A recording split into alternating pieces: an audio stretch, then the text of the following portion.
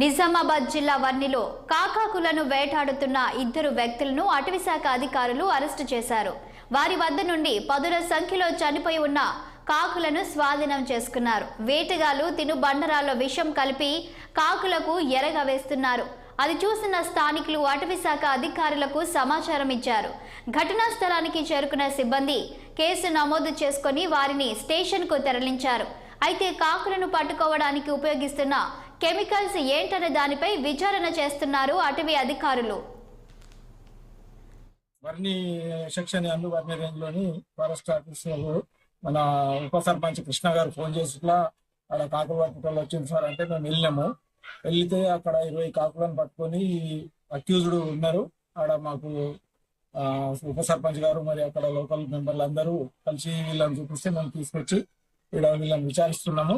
ఈ విచారణ పూర్తి అయిన తర్వాత వీళ్ళ మీద యాక్ట్ ప్రకారము ఏదైతే కన్జర్వేషన్ యాక్ట్ ఉంది ప్లస్ మన వైల్డ్ లైఫ్ యాక్ట్ ఏదైతే ఉందో చట్టము, మన వైల్డ్ లైఫ్ చట్టము, వన్యప్రాణుల చట్ట ప్రకారం వీళ్ళను కేసు బుక్ చేసి రిమాండ్కు తరలిస్తుంది. ఇది వీళ్ళు తింటామంటుండ్రు, మరి వాళ్ళు తిన్నది మనకైతే ఇంతవరకు ఐడియా లేదు అని తింటారు అనేది. వీళ్ళు తింటామని వీళ్ళ స్టేట్మెంట్లో చెప్తుండ్రు. అది